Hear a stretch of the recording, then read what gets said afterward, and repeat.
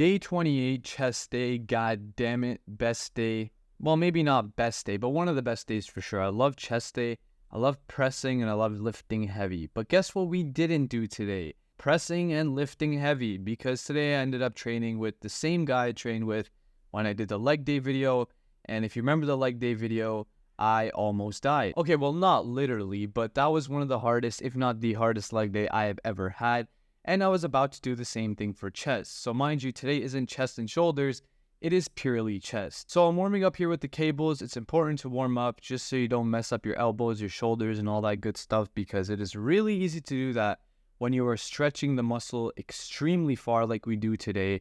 And especially when you're pressing pretty heavy, you want to keep your joints and stuff healthy. I think everybody knows that. You don't need an explanation. I kind of just do like tricep extensions unilaterally. Unilateral cable flies just to warm up the chest and shoulder joint areas. And then we get into the first exercise. Now, what do I usually do on chest day? What's the first exercise, huh?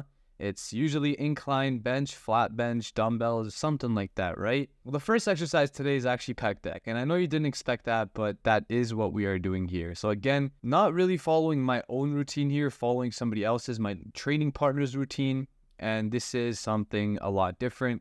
He is a lot bigger than me, a lot more experienced than me. So it is a huge opportunity for me to experience a different kind of training.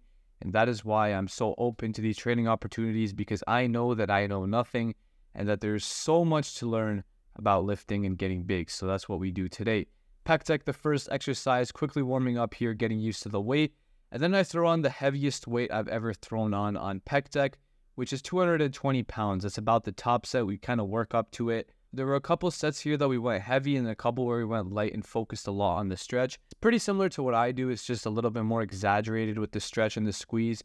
Not as much as what I would do, but I can definitely say that this pump literally almost felt like I was tearing my chest apart in a bad way, but also in a good way. So I don't know what that really means, but it means my chest is blowing up. So 4 sets on the pec deck. We squeeze, I get spotted, I get assisted because I need extra help in getting more reps past failure. The more reps past failure, the better to a certain extent. So we just go ahead and do that.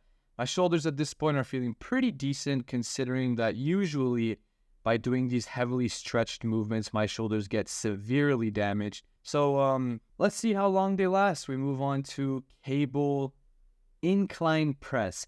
If you had told me like literally 2 weeks ago that I'd be doing this exercise, I'd laugh at you in your face. But here I am. I'm doing this exercise because I want to learn new things. I want to experience new things. And turns out that it is actually a really interesting exercise. It takes a lot more control than the barbell bench or the dumbbell bench. But seriously, it engages the chest so well. You get a ridiculous stretch on it, and you can seriously focus on the upper chest compared to other exercises. Like with dumbbells and barbell, you're usually just bouncing it around, trying to match or even exceed the previous PR you set for yourself. But here, an exercise I've pretty much never done. I don't care about PRs because I've never had one on this machine. I've never done the most amount of reps with X weight. I'm just moving weight for random amount of reps until I physically can't anymore. And that's the meat and potatoes of getting huge. So 3 or 4 sets here, I believe. I think it was like 2 or 3 sets before we did a superset with the Smith machine. So here's the Smith machine incline press. It's a little bit of a higher incline than what I usually do, which does engage more shoulder, which could explain why my shoulder at this point began hurting a little bit more than usual. Also because I was touching my chest, which I pretty much never do, as you see in my other incline pressing videos. But it's a different experience, and certainly the stretch did end up blowing up my chest a lot differently than what I'm used to. Again, just one play here. Usually if it's the beginning of the workout, I might even go as heavy as 2. So I'm pretty much almost cutting the weight in half. Like that is a big drop in weight. Plus I'm supersetting this with the same cable flies or cable incline flies that you saw. Never done flies like that on the bench. I might start doing them more often. I usually just do the flies where you're like, standing up and then supersetting like Sam Sulek does. But I'm going to start doing this bench fly variation because it really does feel good. It's like dumbbell flies, except you don't have to worry yourself about not contracting your chest at the top of the movement because you're technically not doing that with dumbbell flies.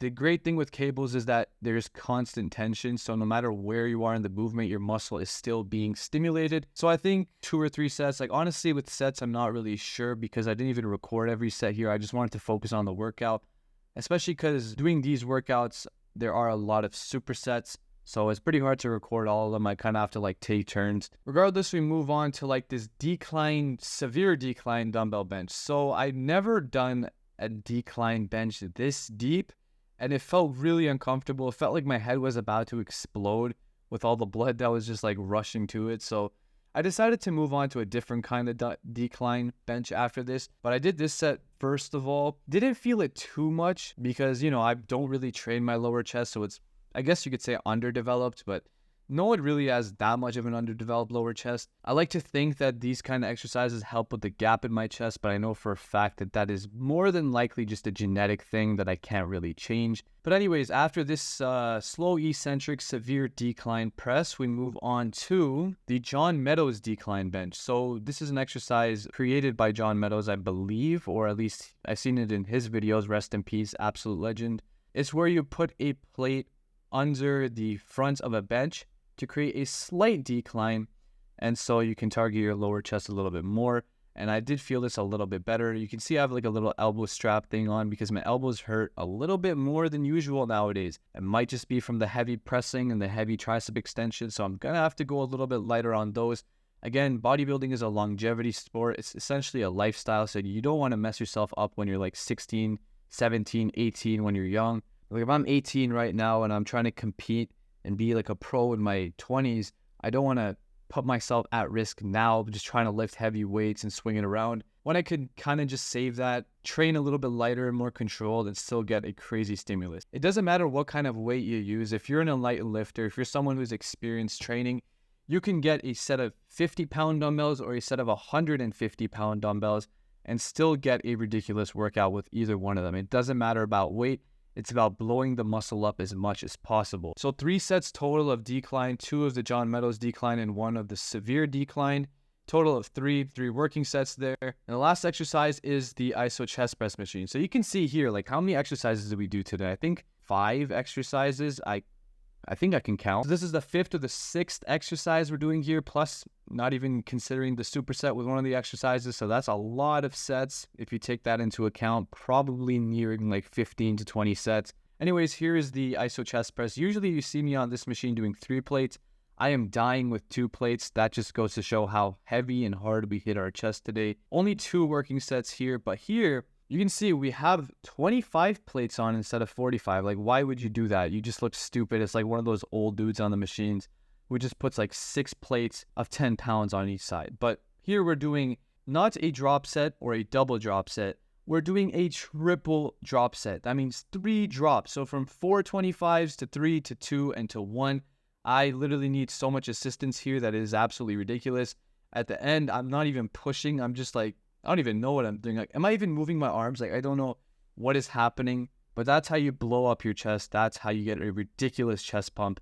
And that is the perfect example of chest demolition. So that is day 28 chest. As for how the bulk is going, I'm on the fence about it because my waist feels like it's getting thicker.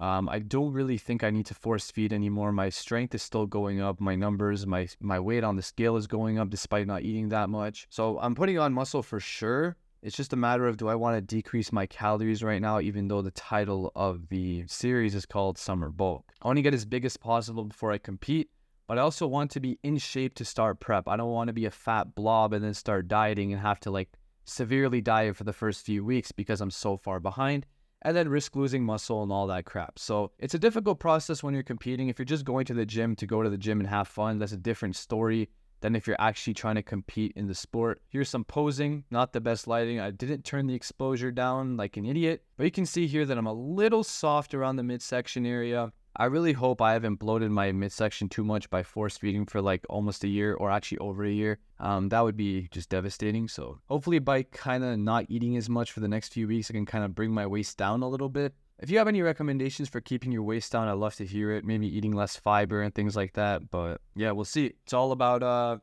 getting huge at the end of the day and staying classic. So I hope you liked the video, and I'll see you in the next one.